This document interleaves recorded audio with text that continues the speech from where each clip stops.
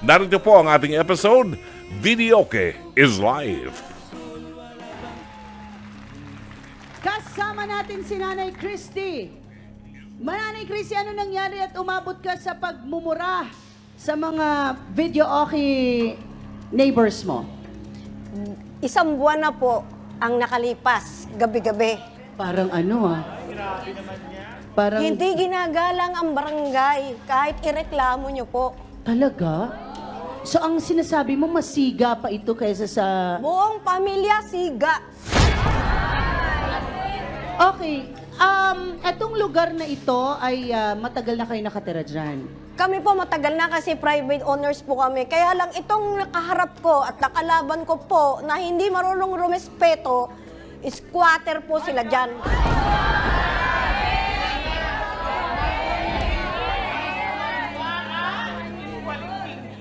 Kuala Lumpur.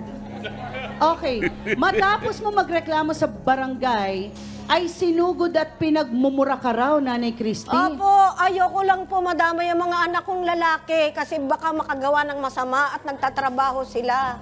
Totoo yan, kasi pagka yung mga anak mo ng lalaki o mga lalaki sa bahay, sila talaga yung nagsistrong, diba? Sila yung lalaban, sila yung naka-frontline, diba? So, mas lalo pa raw ng asar ang mga ito matapos mong ireklamo sa barangay? Opo, tumigil silang ilang oras lang, ilang araw lang, bumalik na naman sa dati, mas malala pa.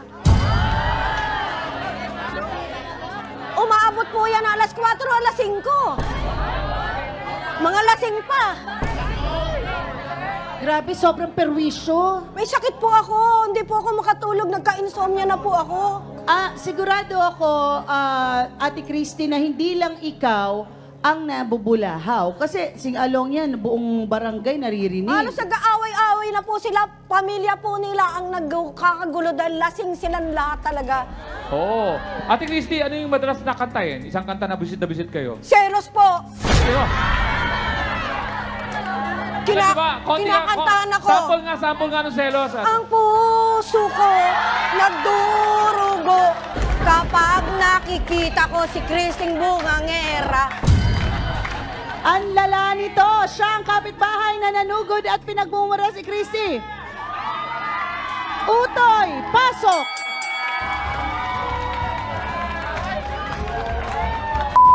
Nungaling ka, matanda ka. Sawang-sawa na ako sa'yo. Sawang-sawa na ako sa'yo. Sawang-sawa na ako. Napakasinungaling mo, matanda ka. Sawang-sawa na ako. Sinungaling. Hindi mo ako ginagalang. Napakasinungaling. Oo, dating barangay ako na sinasabi mo, hindi na ako pwedeng magreklamo. Hindi na ako pwedeng Kaya nga. magbungas ang Ikaw lang ba, siga? Hindi tama, respetahin mo ako. Matanda na ako. Naka po, napaka-chismosa mo naman. Hindi ko na kaya kumuha ko sa Arating nga yung nakukuha ng chismis gamot dun ko. Utoy, diretsahang tanong, pinagmumura mo nga ba si Christy dahil inirereklamo ka niya sa barangay? Apo, sa sama ng loob na rin po. Bakit? Ano ba nangyari? Kayo nga yung nagsising-along daw. Kargado ng Hanggang madaling araw. Hindi naman po umabot ng ganong oras. Okay, pero ano nga yung nirereklamo sa inyo? Totoo ba? Okay, una. Sa mga bisita po. Madalas kayong mag-sing-along. Apo. Tapos, inaabot kayo ng hanggang alas 4 o alas 5 na madaling araw. Dahil po sa mga bisita. Dahil sa bisita. Hindi, pero pamamahay mo kasi yun, Utoy. Hindi po, nasa labas po yan ang bahay nila. Okay, Ito yung tulugan ko, dito sila, nasa tulugan ko. Okay, so, pagka kayo daw po ay nirereklamo sa barangay, ay kayo pa Bawal daw yun ang, hindi nyo pinakikinggan ang barangay? Totoo ba yan? Bingi yan eh, paano niya mapapakinggan? Bakit, Utoy, sinasabi mo lahat na opo? Bakit? Pero bakit na ginagawa nyo pa rin? Ano, minsan hindi po ka kasi may makasalita. may mga okasyon, hindi mga makasalita, birthday no? po ng barkada, doon na rin po ginaganap. Okay, so may Nagkakasaya, birthday mga ano? barkada, doon na rin ginaganap. Wala bang bahay yung ibang mga barkada mo? Meron naman po, pero Okay. wala pong place. Walang Lang. place. Ikaw may pwesto ka sa labas. Pero aware ka naman na nakakabulahaw kayo. Tila bagang sinasadya mo ba na mabwisit lang si Christy? Parang gano'n na rin po. Bakit? Sige, bakit? Kasi may Nakakabwisit po dahilan kasi yan. yan Ano? Nakakabwisit po. Bakit? Chismis po ng chismis pagka umaga po eh. Natural! Naiinis na ako sa'yo. Lagi po may kausap. Wala, Bago ba kayo nagsing-along, chinichismis na kayo o ito lang nung nagsing-along kayo? Matagal na rin noon, nagchichismis. Ano yung chinichismis? Chismis niya po na na may mga babae po minsan. Pero, Nagselos naman tong ano na to.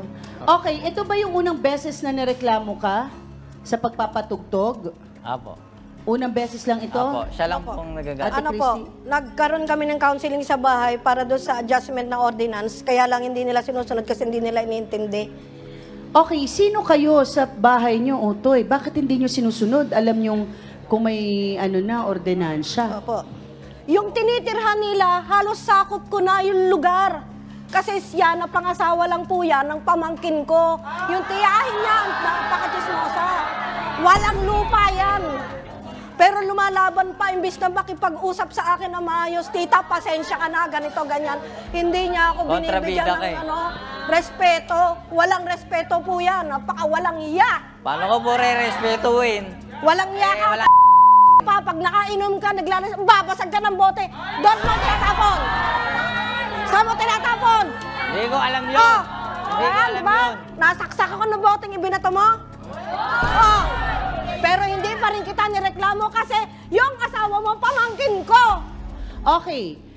Panoorin natin yung video ng sing-along. Gabing-gabi na, gusto ko na magpahinga. Pero nakita natin na pinapakita dito ni Christy na talagang meron siyang ebidensyang nagkakagulo na sila at nagrereklamo talaga sila. Yan ay kakailanganin mo pagdating na sa korte or sa husgado.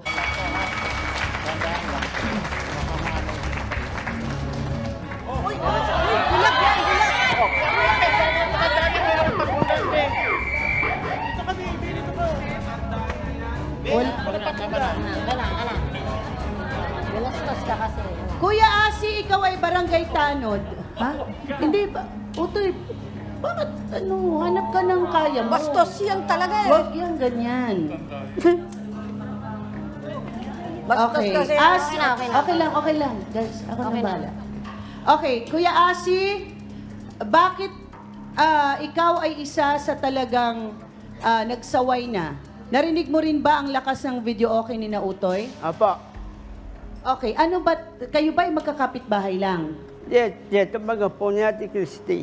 Para sa uwiin po Kami yan. po ang magkadikit ng bahay. Siya So, po, bakit kayo emosyonal, Tatay Asi? Alam mo. Kasi binabastos ako niyan eh. Binabastos. Paano pong pambabastos ito? Imumula po ako. Minumura kayo.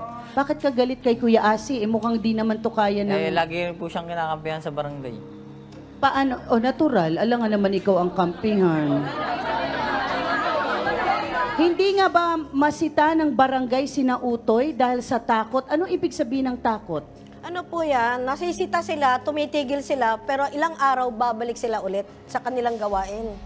Dr. Love, ikaw na muli. Short and sweet.